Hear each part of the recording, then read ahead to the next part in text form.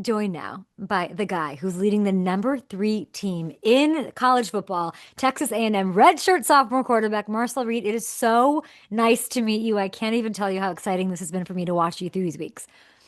Thank you so much. It's exciting to meet you too. Yeah, I want to get to why I wanted you to be on my show. Begged, asked everyone I could. I'm not a college football fan, and I'm on a plane and I'm watching this comeback, this insane comeback. 27 points. We've talked about it so much already. Are you surprised by the reaction to that game and how you have instant fans like me who are now championing you to a championship and a Heisman moment?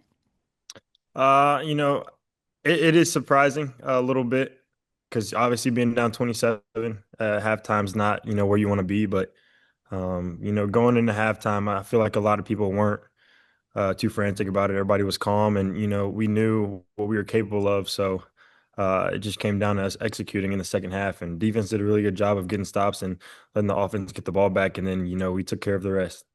Marcel, don't make it sound like it was easy. I would love to know what is in your head to launch that comeback. What voice? Is it yours? What are you saying to yourself? What are you hearing up here?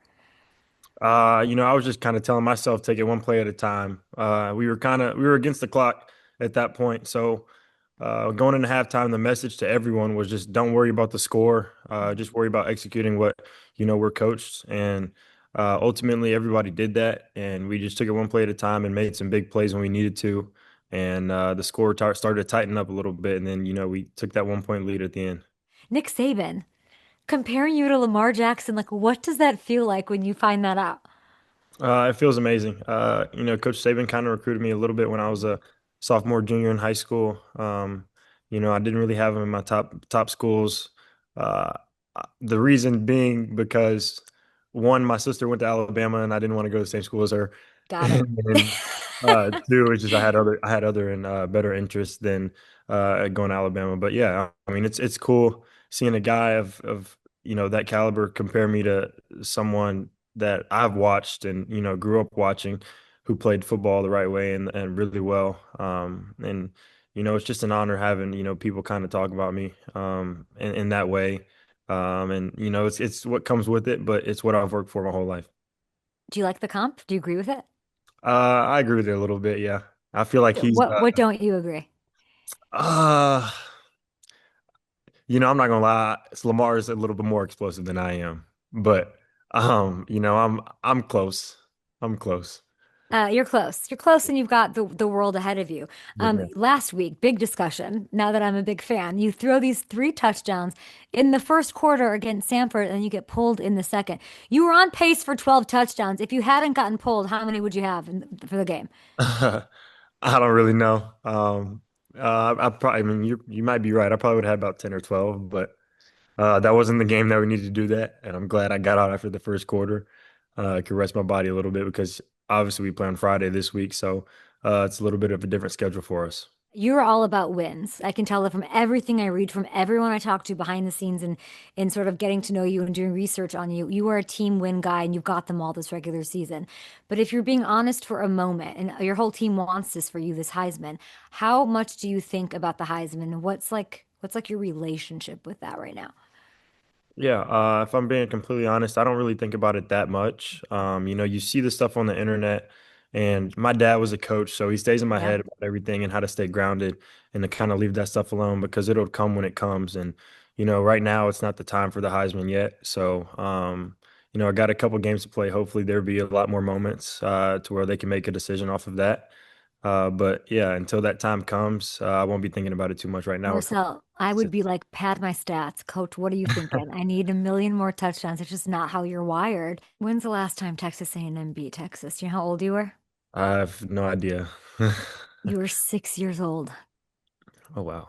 It's been a long time. When you hear that, when you hear, and I know that you know Arch, you guys did the Manning Academy together.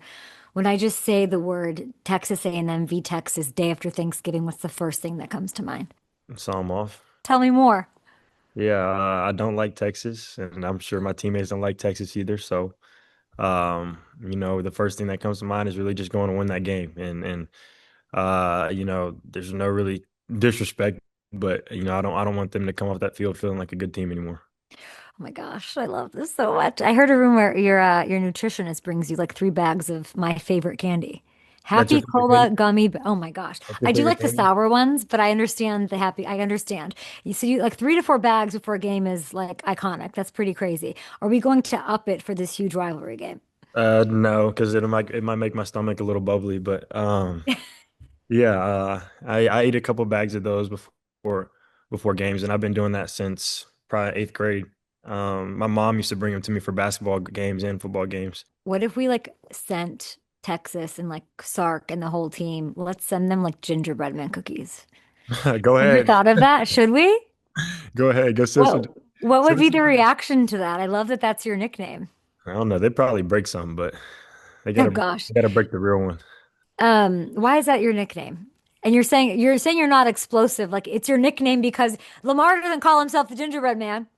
I didn't say I wasn't explosive. I just said Lamar's a little more explosive than I am. Understood. Understood. But yeah, gingerbread man, it just means you can't catch me. And I really been saying it for a long time, kind of to myself. And my mom knew about it, but it kind of came back up because we were in press, I think a week or two ago, and Hmm.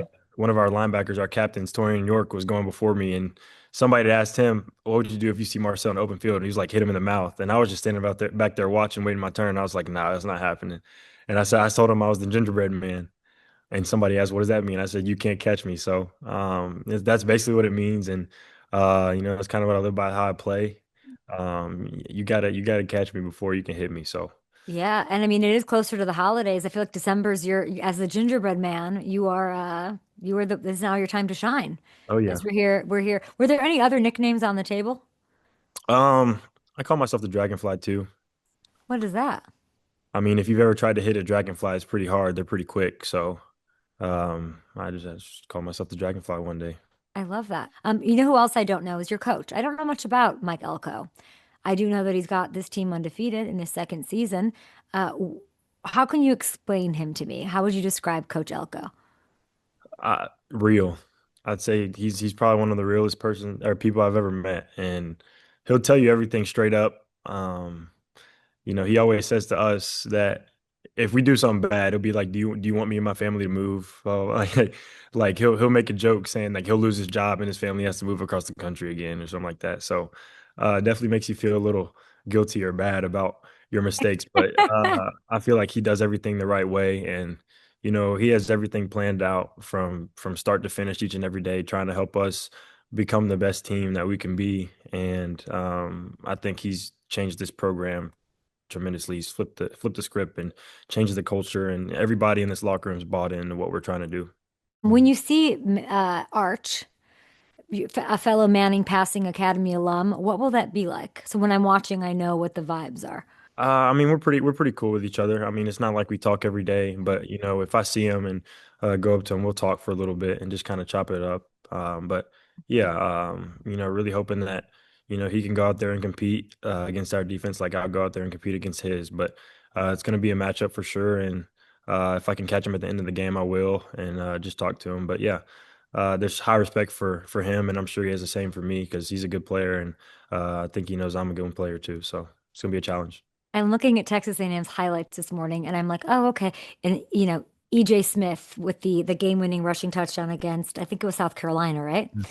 And I'm watching, and I'm like, oh, and then I'm like Googling, and the fact that he is the son of my guy Emmitt Smith is insane. And then I find pictures of Yeah. you and him. To get to pick the brain of an NFL legend is one thing, but like Emmitt is also like he's maybe my favorite person to interview. What is one thing that Emmitt has said around you that sort of stuck with you the most? I remember he actually talked to me. I forgot what game specifically it was, but he talked to me last year after a game and kind of just told me to, kind of ramp it up a little bit. He kind of gave me kind of like one of those NFL coach talks, just to let me know that, it was my time to shine and that I need to take it to the next level if I want to be great and want this team to be great. So, yeah, pulled me aside in front of my parents and just had that conversation with me, and it was really impactful, especially hearing it from, a guy like him. You don't think too much about it because he's the father of, one of my teammates. And, we don't look at EJ like he's the son of Emmitt Smith. We look at him as EJ because that's who he is. And he's a great player. And, we know that, he doesn't want to be looked that way, but obviously it's hard not to. But yeah, he's one of my good friends, and Yeah. just hearing that message from his dad, knowing who he is really cool.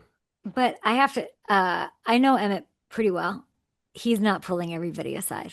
Mm. For him to pull you aside and say anything, let alone that he sees something in you, I think that's very cool. Congratulations on all your success so far. Go Thank wrap up this undefeated season, hopefully, against Texas. It couldn't be more dramatic if you wrote it. And I hope nobody catches you in the Heisman race. You are the gingerbread man. Yes, ma'am. Thank you so much.